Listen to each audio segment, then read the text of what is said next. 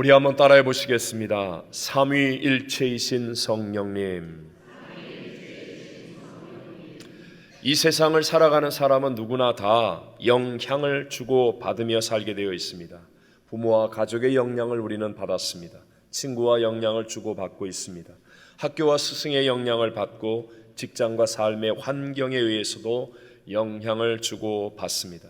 하지만 그 어떤 것보다 가장 크고 중요한 영향이 있다면 그것은 바로 하나님의 영향입니다. 하나님은 독생자 예수 그리스도를 통해서 죽을 수밖에 없는 우리에게 영생을 주셨고 또 하나님의 자녀가 되는 권세를 주신 줄로 믿습니다. 그리고 지금도 성령 하나님을 통해서 진리와 권능으로 우리에게 놀라운 하늘의 영향을 주고 계신 것입니다. 자, 오늘 본문에 나오는 사람, 이 복음을 전한 베드로를 한번 생각해 보십시오. 그는 예수님이 잡히셨을 때에 그 앞에서 3번이나 예수님을 부인하고 저주까지 했던, 그래서 도망쳤던 완전한 실패의 나락의 끝까지 떨어졌던 사람이었습니다. 그런데 지금은 오늘 본문처럼 예수 그리스도의 이 십자가와 부활의 복음을 담대하게 사람들에게 전하며 3,000명이나 되는 사람들을 회심시키는 위대한 사람이 되었습니다. 어떻게 베드로에게 이런 변화가 일어날 수 있었습니까? 어떤 영향 때문입니까? 또 어떻게 이렇게 위대한 영향을 줄 수 있는 사람이 되었겠습니까? 그 설명이 될 수 있는 이유는 단 한 가지, 바로 성령님 때문이었습니다. 마찬가지로 예수 믿는 우리 모두가 잘 알고 있는 바울에 대한 것도 생각해 보십시오. 당대 최고 명문 가말리엘의 문화생 가운데 수제자이며 총망받는 유대 관원이었던 바울, 그는 예수 믿는 사람들을 잡아다가 감옥에 가두며 교회를 해방하였고 스데반 집사같이 순전하고 착한 사람을 순교하도록 증인까지 섰었던 열성 유대 교인이었습니다.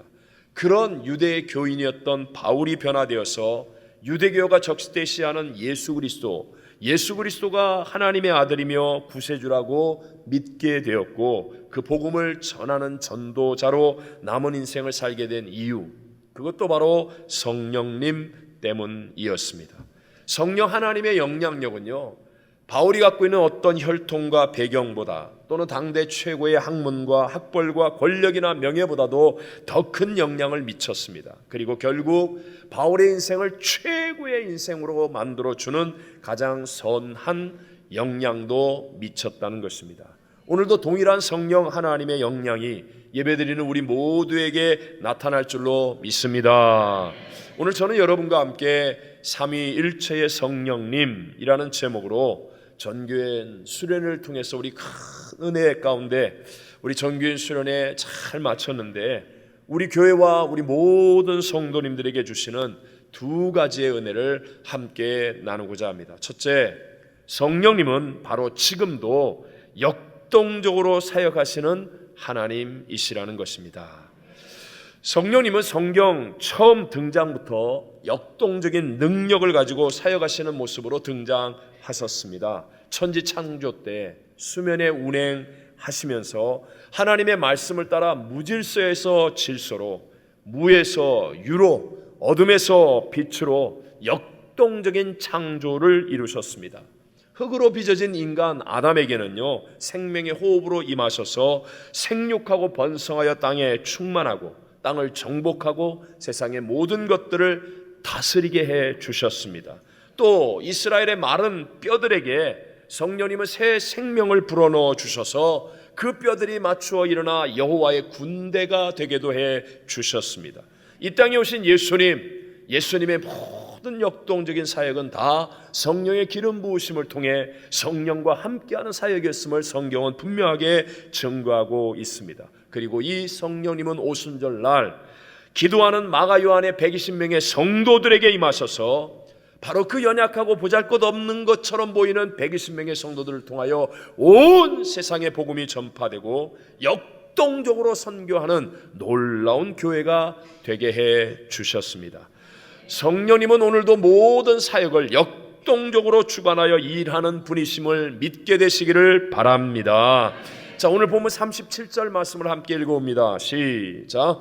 그들이 이 말을 듣고 마음에 찔려 베드로와 다른 사도들에게 물어 이르되 형제들아 우리가 어찌할꼬 하거늘. 아멘. 베드로의 설교를 들으면서 마음에 찔렸다고 성경은 말합니다. 이 찔리다로 번역된 헬라어 카타뉘소라는 말은요, 본래 말발굽에 땅이 움푹 파이는 상태를 의미하는 단어입니다. 여러분, 젖은 땅도 아니고 마른 땅이 파일 정도라고 한다면 땅을 짓밟는 말의 힘이 얼마나 강한 것이었겠습니까? 베드로의 설교를 듣는 이에게 그 정도의 충격을 줄 만큼 베드로의 설교에는 강한 힘이 있었다는 의미입니다.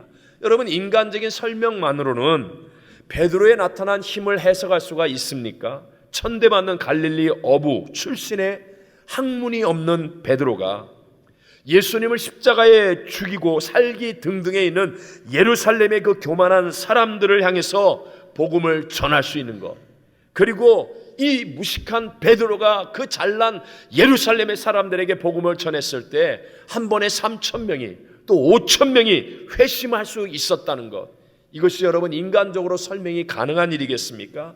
이것은 오직 역동적으로 역사하시는 성령님에 의해서 일어난 일인 줄로 믿습니다. 그 이후에도 기도하는 베드로에게 성령이 역사하셔서 로마의 백부장 고넬료의 집에서 말씀을 전하게 하셨는데, 말씀을 듣는 모든 사람에게 성령이 임하심으로 이방인의 오순절이라고 말하는 놀라운 하나님의 새 역사가 시작되었다는 것입니다. 우리 함께 성경 사도행전 10장 44절로 46절까지만 읽어옵니다. 시작. 베드로가 이 말을 할 때에 성령이 말씀 듣는 모든 사람에게 내려오시니 베드로와 함께 온 신자들이 이방인들에게도 성령 부어 주심으로 말미암아 놀라니 이는 방언을 말하며 하나님 높임을 들음이러라. 아멘. 또 아시아로 가고자 했던 그 바울을 마게도냐, 즉 유럽으로 가게 하신 분도 바로 성령님이셨습니다. 사도행전 16장 6절과 7절만 있습니다. 시작. 성령이 아시아에서 말씀을 전하지 못하게 하시거늘 그들이 부르기아와 갈라디아 땅으로 다녀가 무시아 앞에 이르러 비두니아로 가고자 애쓰되 예수의 영이 허락하지 아니하시는지라. 아멘. 오늘 이렇게 성령 하나님이 역사하시는 곳마다 역동적인 하나님의 역사가 일어나게 되었고 하나님의 새 일들이 펼쳐지게 되었음을 계속하여 성경은 우리에게 증거하고 있습니다. 우리 미국의 아픈 역사이지만 여러분, 9.11 테러로 인하여서 그 뉴욕의 쌍둥이 빌딩이 무너져 내리는 것을 우리는 TV나 이런 것들을 통하여 보았습니다. 비행기 물이 보통 100도에 끓어오르지 않습니까? 그런데 철은 2000도가 넘으면 끊어진다고 합니다. 녹는다는 거죠. 그런데 이 비행기가 건물에 부딪혀서 폭발할 때 온도가 2만 도라고 합니다. 그러니까 철과 시멘트가 다 녹아서 그 튼튼한 건물도 결국은 무너질 수밖에 없었던 것이죠. 그런데 여러분, 핵폭탄이 터지면 아무리 작은 핵폭탄도 거의 1억 도가 넘는다고 하니까 웬만한 도시 전체는 다 가루가 되어버릴 수밖에 없는 것이죠. 그럼 한번 생각해 보십시오. 이 모든 것보다 크고 위대하신 창조주 성령 하나님, 여러분, 성령 하나님이 역동적으로 폭발을 일으키신다면 어떤 인생도 변화될 수 있음을 믿으시기 바랍니다.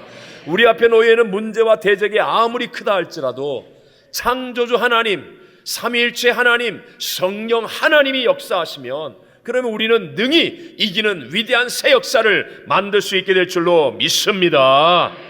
지금도 역동적으로 사역하시는 성령님은요, 위대한 사람 또는 크고 굉장한 일 가운데만 임하시는 게 아니라 특별하지 못한 보통 사람, 아니 작은 사람, 작은 일 가운데도 역사하시는 분이심을 믿으시기 바랍니다. 저같이 보잘것없고 작은 사람에게도 성령님이 역사하시니까 이렇게 귀한 성도들을 섬기며 주의 일을 하고 있다라고 저는 담대하게 고백할 수 있는 거예요. 혹시 여러분, 난 지금 나이가 많아서 아니면 환경이 점점 나빠져서 내 사업이나 직장이 어렵다라고 생각하시는 분이 계시다면, 그렇다면 여러분, 그것보다 더 큰 능력으로 역사하시는 성령님께 간절히 기도하게 되시기를 바랍니다. 대적이 많고 아니면 내 능력이 부족해서 내 이민생활과 삶의 위기를 만났다고 생각하신다면 여러분, 대적이나 나의 위기보다도 더 크고 위대한 성령님의 역사하심을 믿고 여러분, 성령님을 의지하여 간절히 기도할 수 있는 은혜가 있게 되시기를 바랍니다. 우리의 신앙이 무엇입니까? 신앙은요, 교회 와서 단순한 어떤 진리를 받아들이거나 뭘 공부해서 깨닫게 되는 것이 아닙니다, 여러분. 또는 교회라고 하는 집단에 소속이 되어서 그냥 교회 생활 좀 하면서 경력을 쌓거나 아니면 직분을 얻어내는 것, 이게 신앙의 참된 모습이 아니라는 것입니다. 신앙은 말하자면 생활입니다. 생활. 실제로 내가 움직이는 삶의 현장 속에서 변화된 삶을 살아갈 수 있는 어떤 능력, 즉 문제도 이기고 대적도 이기고 원수마귀도 이기고 나 자신도 이기고 내가 할 수 없는 어떤 역사들을 새롭게 만들어내면서 나의 가정, 나의 직장, 나의 학교, 나의 이민생활, 나의 세상 속에서 하나님의 위대한 새 일들을 이루어가는 그것이 바로 참된 신앙생활인 줄로 믿습니다. 그러니까 내 힘만 가지면 조금 세련된 사람은 될 수 있습니다. 조금 편안한 삶을 살 수는 있습니다. 그러나 그게 우리 하나님 앞에 섰을 때 칭찬받는 신앙이 아니라는 거예요. 내게 없었던 하나님의 능력이 나타나서 불가능한 일에 하나님의 기적이 나타나고 나에게 없는 하나님의 것들이 임하여서 세상 앞에 보라! 하나님이 살아계시다라고 증거할 수 있는 삶을 살아갈 수 있는 것, 바로 그 능력은 역동적으로 지금도 우리와 함께 사역하기를 원하시는 성령님을 통해 일어나고 있음을 믿게 되시기를 바랍니다. 두 번째로 그 성령님은 바로 삼위일체의 하나님이시라는 겁니다. 어떤 하나님이라고요? 삼위일체의 하나님. 우리는 많은 경우에 성령에 대해서 보지도 듣지도 배우지도 못했습니다. 여러분이 PhD를 가지고 박사학위를 가지고 대학원을 공부해도 성령에 대해서는 알지 못했습니다.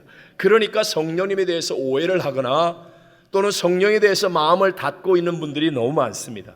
종종 우리는 열광주의자와 같이 자기가 하나님과 특별한 관계라고 하는 주장을 뒷받침하기 위해서 성령을 이용하려는 잘못된 신앙인들을 우리 너무나 쉽게 많이 만날 수도 있었기 때문입니다.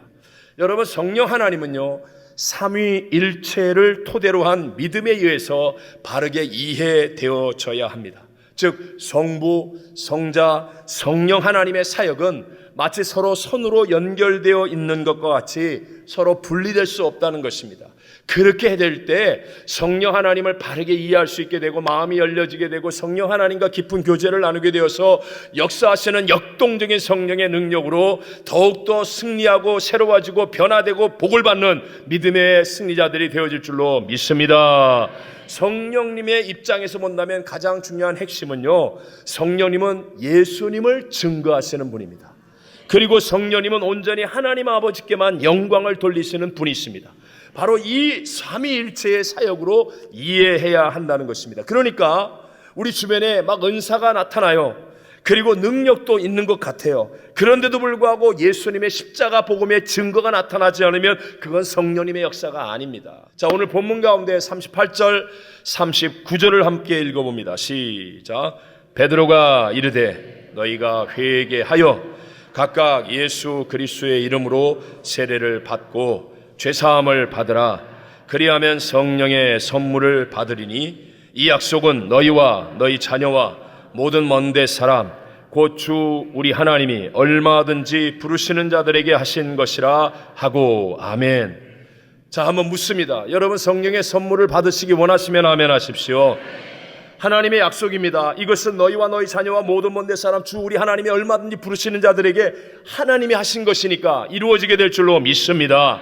그런데 그 성령의 선물을 받으려면 두 가지의 일, 즉 회개와 주 예수 그리스도의 이름으로 세례를 받고 죄사함을 받아라 라고 말씀하고 있는 것입니다. 즉 성령 하나님의 역사가 내게 일어나려면 하나님과 예수님과 함께하는 삼위일체의 신앙생활이 되어져야 한다라는 의미입니다. 제가 설명하겠습니다. 오늘 먼저 회개하여 라고 말하지 않습니까? 회개라는 동사 메타노에오는요, 가던 길에서 돌아서라, 길을 바꿔라 라는 뜻입니다. 즉 가장 중요한 의미는 전향이에요. 방향을 바꾸는 행동을 말하는 것입니다. 쉽게 말해서 동쪽으로 가던 사람이 서쪽으로 가는 것이고 북쪽으로 가던 사람이 남쪽으로 가는 것과 같이 방향을 완전히 바꾸는 것. 세상으로 향했습니다. 사람을 향했습니다. 쾌락을 향했습니다. 내 육체의 욕심을 향했습니다. 그러던 사람이 방향을 완전히 바꿔서 하나님에게로 돌아서는 것. 그래서 그 방향으로 걸어가는 것. 이것이 바로 회개라는 것입니다. 그러니까 여러분이 성령 하나님과 함께하는 신앙생활이 계속 이루어지려면 반드시 하나님께로 방향을 트는 그런 사람이 되어져야 함을 깨닫게 되시기를 바랍니다. 왜 여러분 성령 하나님을 맛보긴 했는데 성령 하나님과 함께하는 신앙생활을 못하고 있습니까? 많은 사람이 이 하나님을 향하여 방향을 트는 회개를 오해하고 있기 때문에 그래요. 쉽게 얘기하면 회개와 유사한 후회라는 것이 있습니다. 후회는요, 교회 와서 설교를 듣다가 이게 죄구나, 내가 왜 그렇게 살았지, 내 인생은 왜 이렇게 살았을까, 그러면서요 깨달아요. 슬퍼하기도 합니다. 안타까워하기도 합니다. 가슴을 치고 울기도 합니다. 그런데 방향 전환은 일어나지 않습니다. 이게 회개가 아니라는 거예요. 회개가 아니라는 겁니다. 여러분 교회 와서 예배 드릴 때 내가 죄인이구나, 하나님이 나를 이렇게 인도하시는구나, 내가 이렇게 살면 안 되겠구나 깨달았습니다. 후회합니다. 찬송을 부르면서 눈물을 흘립니다. 기도도 열심히 합니다. 그리고 가슴을 치면서 뭔가 뜨거움이 흐릅니다. 카타르시스를 느끼는 거죠. 그런데 예배 끝나고 세상에 나가서는 역시 여전히 옛날에 살던 방법에서 방향을 돌이키지 않아요.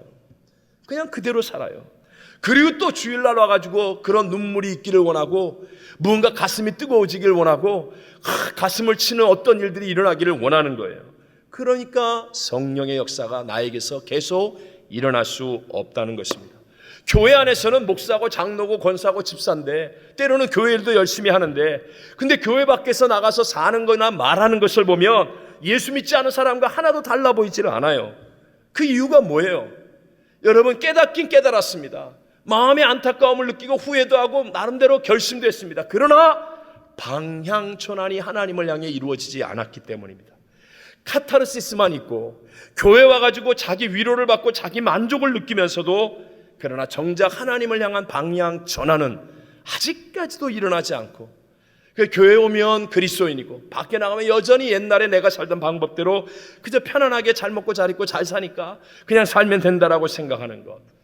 그래서 여러분 성령을 맛보았음에도 불구하고 성령의 충만한 역사, 성령의 감동과 구름기둥 불기둥처럼 인도하시는 성령의 인도함을 따라가는 그 멋진 인생이 내게 이루어지지 않고 있는 것입니다. 또 한 가지가 성부 하나님을 향한 방향 전환뿐만 아니라 예수 그리스도의 이름으로 세례를 받고 죄사함을 받으면 성령을 선물로 받겠다라고 말씀하고 있지 않습니까? 베드로가 말하는 세례는 형식이 아니라 본질을 추구하는 것, 즉 그리스도와의 연합을 말하는 것입니다. 그러니까 우리가 예수를 믿고 난 다음에 죄에 속한 나의 옛사람이 십자가에서 죽고 이제는 나와 연합한 그리스도 예수가 주인된 새로운 삶을 살아가려고 해야 됩니다. 그럴 때 성령이 필요한 것이고 성령과 함께 동행하는 놀라운 역사가 일어나게 된다는 것입니다. 자, 한번 보십시오. 그리스도 예수를 구주로 영접한 사도 바울이 했던 고백은 우리들이 느끼는 모든 사람들의 동일한 고백과 같습니다. 로마서 7장 19절로 21절을 읽어봅니다. 시작. 내가 원하는 바 선은 행하지 아니하고 도리어 원하지 아니하는 바 악을 행하는도다. 만일 내가 원하지 아니하는 그것을 하면 이를 행하는 자는 내가 아니요 내 속에 거하는 죄니라. 그러므로 내가 한 법을 깨달았노니 곧 선을 행하기 원하는 나에게 악이 함께 있는 것이로다. 아멘. 이게 무슨 말입니까? 사도 바울이 예수를 믿고 난 다음에 바르게 살려고 하는 거예요. 정말 의롭게 살려고 하고 하나님 영광을 위해 살려고 하는데 그러다 보니까 깨닫는 게 뭐예요? 내 안에 아직도 죄의 법이 있더라는 거예요. 근데 이 죄의 법의 힘이 얼마나 강한지, 내 소원보다도 이 죄의 법이 너무 강해서 나를 자꾸 죄와 사망의 법 아래 끌고 가고 있는 것을 바울이 고백하는 것입니다. 여러분, 죄의 힘은 만만한 힘이 아닙니다. 에덴 동산의 아담과 하와를 무너뜨렸고요, 믿음의 조상 아브라함을 수없이 무너뜨렸고요, 다윗과 같은 하나님의 마음에 합한 사람도 무너뜨렸던 놀라운 죄를 통해 역사하는 사탄의 힘은 내가 상대해서 이길 수 있는 힘이 아니라는 거예요. 바울이 예수 믿고 난 다음에 예수 그리스도의 생명을 따라 살아가려고 하니까 이제 내 힘으로 안 되는구나. 오호라 나는 공고한 사람이로다. 누가 이 사망의 법에서 나를 건져내랴 탄식하는 거예요. 그런 사람에게 깨닫게 되는 진리가 무엇입니까? 로마서 8장 1절과 2절입니다. 시작. 그러므로 이제 그리스도 예수 안에 있는 자에게는 결코 정죄함이 없나니 이는 그리스도 예수 안에 있는 생명의 성령의 법이 죄와 사망의 법에서 너를 해방하였음이라. 아멘. 여러분 예수를 구세주로 믿으셨습니까? 죄사함을 체험하셨습니까? 그래서 내가 새 사람으로 살아가려고 애를 쓰는 사람은 바로 이 자리까지 갈 수 있는 사람이 됩니다. 아, 내 힘으로 안 되는구나. 자, 우리 전교인 순례 때 은혜를 받은 사람이 있습니다. 비전을 받았습니다. 꿈이 임했습니다.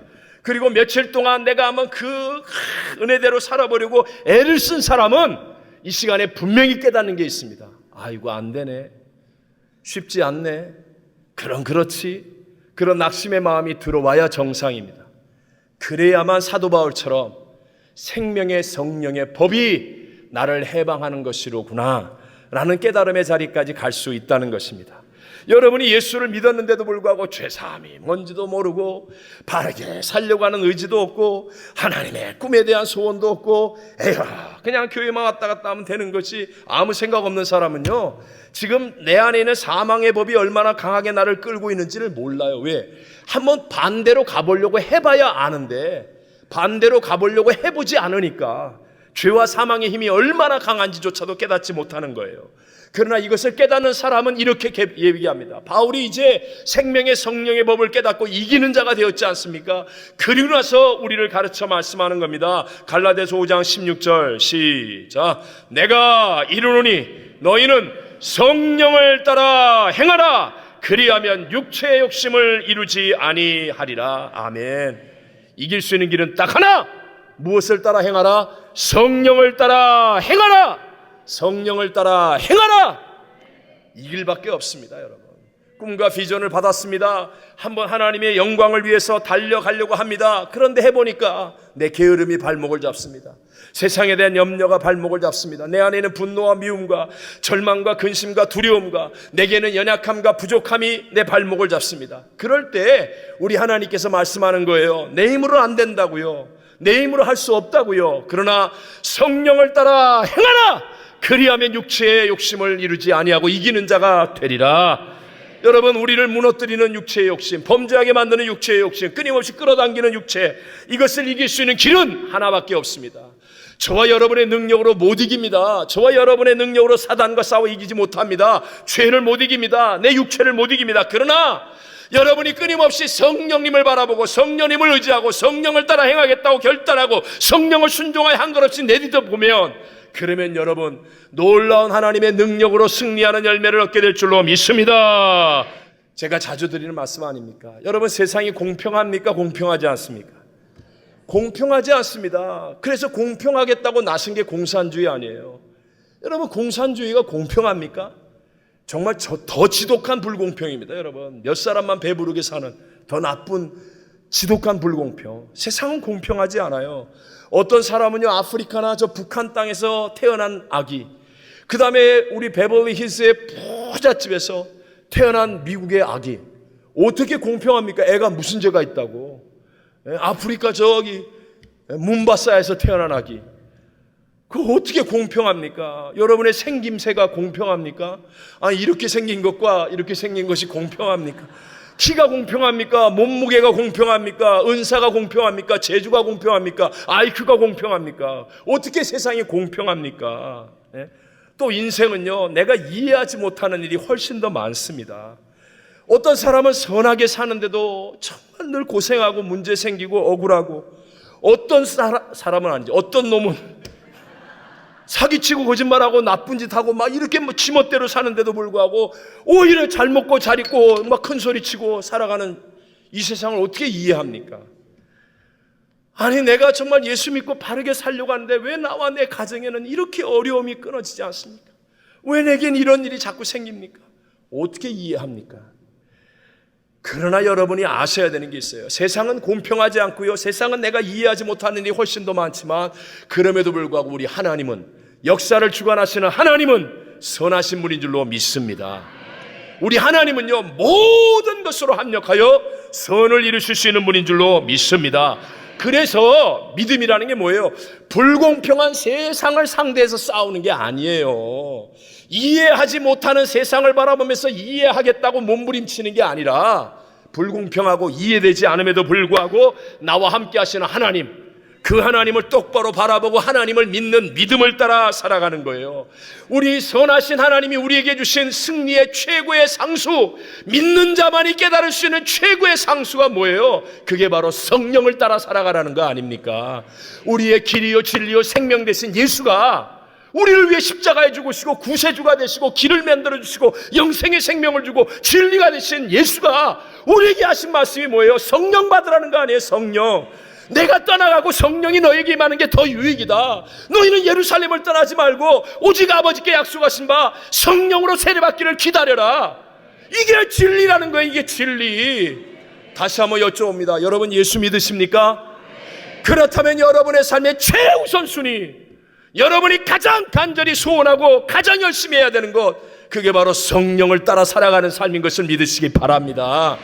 눈 떠도 성령으로 충만하기 위해 기도하고, 무슨 일이 생겨도 성령 하나님을 따라가면 이 억울함을 이깁니다. 이 불공평 뒤에 있는 하나님의 선한 역사 일어납니다. 성령의 구름기둥 불기둥으로 나를 인도해 주십시오.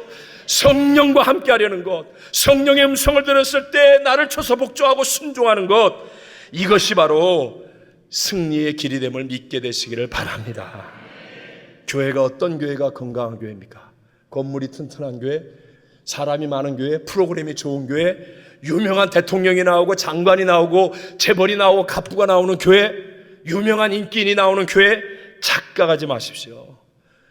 교회는요, 성령으로 충만할 때 하나님의 나라를 이루며 하나님의 새 역사를 만드는 승리의 나팔을 불게 될 줄로 믿습니다.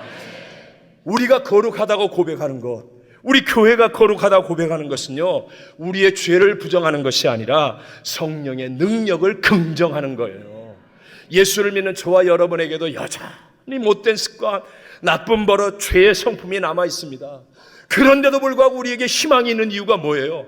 성령의 능력이 있기 때문에, 우리는 그 능력을 믿고 따라가는 사람이 되었기 때문에, 성령님 때문에 베드로가 최악의 실패의 나락에서도 최고의 역전승을 이루는 것처럼, 사도 바울이 포행자요 해방자요 핍박자였는데도 불구하고 하나님의 가장 위대한 인물이 될 수 있었던 것처럼, 내 인생이 실패하고 고통 가운데 있고 절망 가운데 있을지라도 성령을 따라가면, 성령의 영향력 속에 있으면, 성령으로 충만하면 우리의 삶에는 위대한 하나님의 역사하심, 하나님의 사역이 열려지게 될 줄로 믿습니다.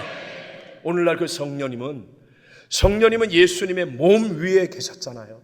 마찬가지로 예수님의 몸인 교회 위에 계신 거예요. 그래서 성령의 인도를 따르는 성령 충만한 교회는요, 예수 그리스도의 복음을 증거하는 사명을 갖게 되는 거예요. 바꿔 얘기하면, 우리가 자꾸 복음을 전하고 선교하면 성령이 우리 교회를 통하여 역사하는 거예요. 우리 성도들의 삶에 성령의 역사가 체험되어지고 나타나기 시작하는 거예요. 그래서 우리의 약함과 우리의 부족함을 이기는, 우리의 사업의 변화, 가정의 변화, 인생의 변화, 삶의 변화를 체험하고 승리의 길로 달려가게 될 줄로 믿습니다. 성령 하나님은 삼위일체의 하나님이십니다. 그 하나님은 지금도 저와 여러분 가운데 놀랍게 역사하기를 원하시는 하나님이십니다. 우리 예수를 믿은 저와 여러분이 제1의 우선순위로 성령을 따라가는 삶을 결단하시고 성령의 충만함을 받아 성령과 함께 승리하는 신앙이 이르가게 되시기를 주님 이름으로 축원합니다.